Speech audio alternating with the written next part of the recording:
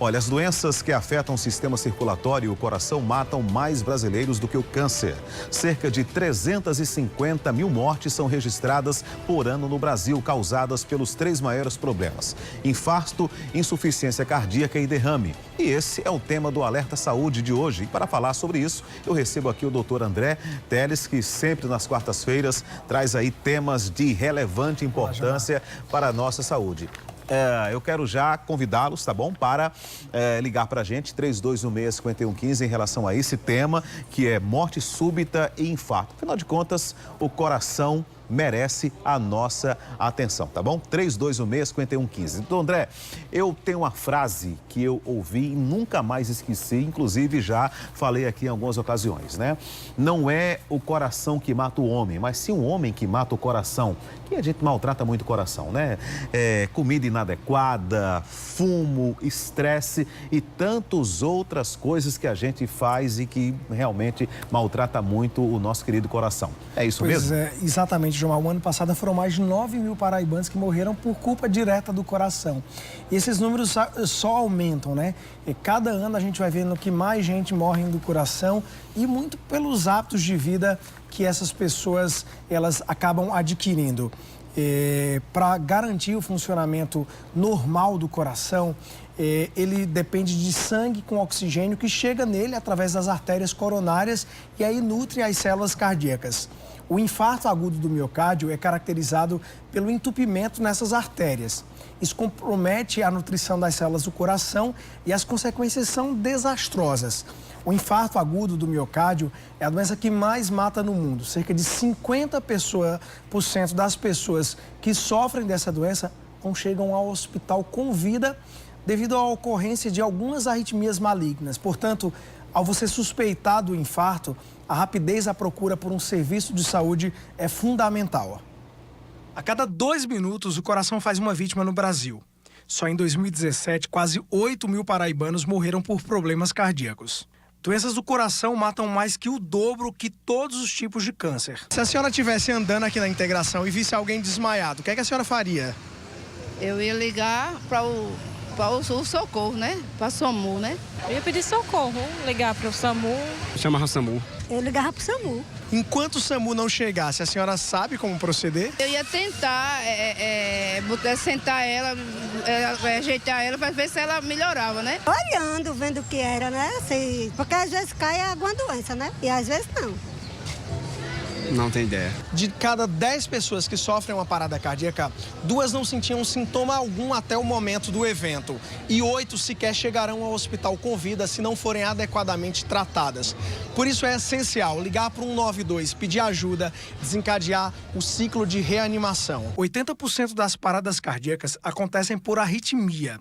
É como se houvesse um curto-circuito no coração e então ele parasse de bater. Identificar os sintomas de parada cardíaca pode não ser fácil, mas é preciso fazer alguma coisa. Quando você nota que alguém perto está inconsciente e não respira, a primeira medida é ligar 192 e pedir ajuda. Não respira? Certo. Me diga uma coisa, está sentindo algum pulso? Não, sem pulso? Certo, ok. Então manda na ambulância. Nós encontramos geralmente um paciente no estado de parada. Como a orientação é pouca, na verdade, quanto à RCP, quanto às instruções, geralmente nós encontramos pacientes sendo massageados em cama, em sofás, onde a gente sempre exige, sempre coloca no superfície rígida, tá certo? A educação, no caso, na escola, seria fundamental para esse tipo de ocorrência ter um sucesso maior. A média nacional de espera entre a chamada de uma ambulância e a chegada do socorro é de 8 minutos. Enquanto a equipe médica não chega, é preciso fazer alguma coisa. A massagem cardíaca deve ser iniciada rapidamente. Una suas mãos no meio do peito da pessoa e inicie fazendo compressões vigorosas sem parar. É essencial manter um ritmo de cerca de 100 massagens por minuto. Preste atenção que as mãos permanecem unidas, os braços retos e todo o seu peso é utilizado para ter uma força adequada. Não precisa se preocupar com fazer respirações. O ideal é não parar de massagear. Se o cansaço chegar, reveze com outra pessoa até a chegada de uma equipe de socorro ao local. Se todas essas fases dessa cadeia de reanimação funcionam de forma adequada, a vítima tem a metade de chance de sobreviver. Se qualquer dessas fases não funciona adequadamente, a chance é menos de 2%. Por isso, saber como agir nessa hora faz o diferencial entre vida e morte. André, quem está conosco é o Edenildo. Boa noite, Edenildo. Fica à vontade, o espaço é seu. Boa noite, Gilmar. Boa noite, doutor.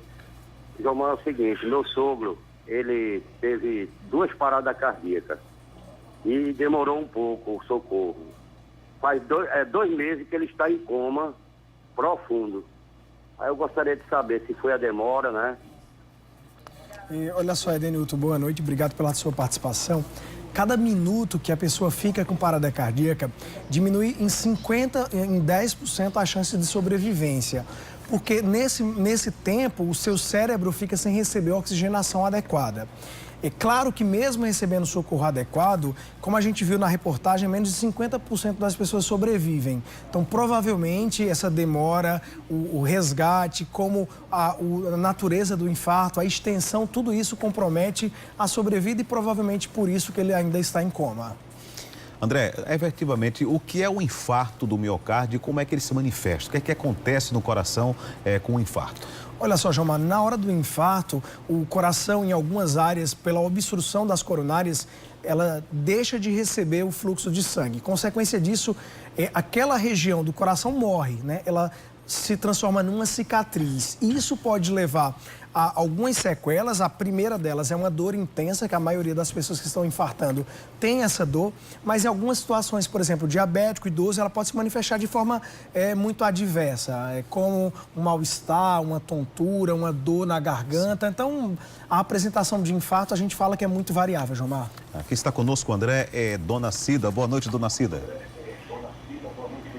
Boa noite, Jomar. Tudo bom? Tudo bem, tudo ótimo. Boa noite, doutor. Boa noite. É porque meu esposo, ele às vezes ele acorda de manhã, aí com o coração muito acelerado, demais. E essa veia aqui do pescoço, ela sempre fica batendo bem ligeira, às vezes eu penso que vai parar. Aí eu queria saber se isso tem a ver com o coração. Provavelmente, nessas que a gente chama, quando o coração acelera, pode ser uma arritmia. O ideal é que seu esposo passe no médico para que ele possa dar o diagnóstico e ver qual é a relação, o que é que está ocasionando essa arritmia. Na maioria das vezes, 85% das arritmias não precisa fazer nada, são quadros benignos que não vão levar à morte, mas em 15% elas podem ser graves, por isso que o ideal é afastar doenças mais graves. Agora, André, é sabido que a alimentação também é muito recorrente, né? O problema no coração está ligado à alimentação. A gente sabe que as pessoas mais jovens se alimentam muito mal. Aí eu quero aproveitar para perguntar o seguinte, existe uma idade mais propícia para as pessoas terem problemas no coração ou não? João, quando a gente fala em infarto, tem alguns fatores que não é possível mudar. Idade, sexo, histórico familiar. E outros fatores que a gente consegue mudar, que é alimentação, pressão alta, obesidade, sedentarismo, cigarro.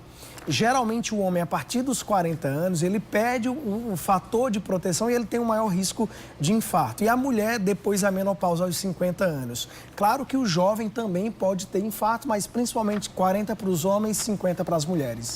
Ok. Quem está conosco é a Dona Marinês. Boa noite, Dona Marinês. Fica à vontade. Sinto muita dor no peito, sou diabética. Saber o que é bom. Olha só, o bom é procurar um médico, né? O diabético é uma população que a gente considera de alto risco para ter problemas cardíacos, inclusive parada cardíaca, doença coronariana. Então, dor no peito no diabético é sinal de perigo e a senhora precisa, o mais rápido possível, procurar um médico, seu endocrinologista, ver como é que anda a saúde do seu coração. Bom, André, você falou aí que a partir dos 40 anos os homens perdem a proteção do coração. Então, eu já estou nessa faixa, eu estou com quase 50. Então, existe alguma maneira, por exemplo, não sei, da gente voltar a ter essa proteção, alguma alimentação específica, algum medicamento ou não? É suportar mesmo? Olha só, Jomar, esses fatores, a idade não dá para a gente voltar no tempo. Então, a gente precisa investir naqueles fatores que são possíveis de mudança. Alimentação mais saudável, atividade física pelo menos 3 a 5 vezes por semana. O ideal é 5 vezes por semana, controlar a pressão, não fumar, evitar álcool. Isso tudo faz parte de uma vida saudável. A gente fala que o coração da gente tem uma idade. Então é a forma do coração ficar mais jovem. Como você falou no começo, a gente é que mata o nosso coração. Dona Tânia está conosco. Boa noite, Dona Tânia. Boa noite, Jomar. Boa noite, doutor. Queria fazer uma pergunta. Eu tenho 50 anos, estou na menopausa e eu estou pesando 99 quilos. Toda tarde eu sinto meu pé inchar e falo muito, estou muito cansada. Agora mesmo eu estou cansada. Tudo que eu faço eu canso. Tem alguma coisa a ver com infarto? Olha só, o infarto se faz muitos dias, o infarto é um quadro mais agudo, né? Você sente dor no peito, se não procura o hospital, como a gente falou, você vai morrer. Então, se faz vários dias, provavelmente não é um infarto. Agora a gente precisa ver, pelo fato de você ser diabética, se você não já teve algum evento no passado e agora esse cansaço, esse inchaço nas pernas não são consequência de um infarto no passado. O que eu te digo é, começa uma mudança de vida, mas antes de qualquer coisa, procura o médico para pedir ajuda. Ok, André, rapidinho por causa do tempo, dicas para a gente tentar proteger o nosso coração. A primeira dica é cuidar da alimentação, não fumar, fazer exercício físico todos os dias e ser feliz, né? Quem é mais estressado tem mais risco de morrer do coração. Então, ser feliz é uma dica também para cuidar bem do coração. Então, tá bom. André, obrigado então pela sua participação. Até a próxima quarta-feira. A gente agradece a vocês que participaram do programa, da nossa coluna de saúde e aguardando já o nosso próximo encontro, claro, com outro assunto de grande interesse de todos que nos acompanham aqui no Cidade Alerta Paraíba. Até lá. Obrigado, Gilmar.